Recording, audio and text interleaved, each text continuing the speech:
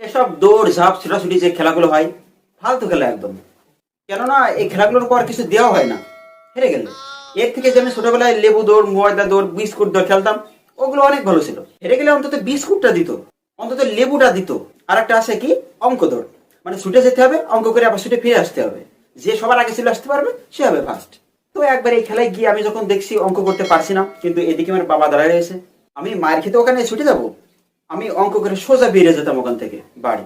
তারপর আমি আর একটা খেলায় গেলাম, ওখান থেকে আমাকে মেরে তাড়িয়ে অপমান করে বের করে দিল বাড়িতে আমার। মানে কি একটা অপমানজনক ঘটনা, মানে মেরে কাউকে বের করে কখনো কোনো প্লেয়ারকে?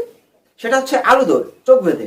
মানে এখান থেকে চোখ বেঁধে দেওয়া হবে, তারপরে বলবে একটা আলু নিয়ে আসতে হবে, ওখান থেকে আলু নিয়ে এসে আবার ছুটে আসতে হবে এখানে। আমি চোখ বাঁধা অবস্থায় গিয়ে ডাইরেক্ট স্যারের আলুতে হাত দিয়ে ফেলেছি। তখন স্যার প্রচন্ড কেলালো আমাকে। এখানে দোষটা স্যারেরই ছিল, কারণ স্যার তো বলেনি কোন আলু আনতে হবে। সেই থেকে আমি দৌড়ানো বন্ধ করে দিয়েছি। এতে ক্ষতি কার হলো? বাংলাদেশের।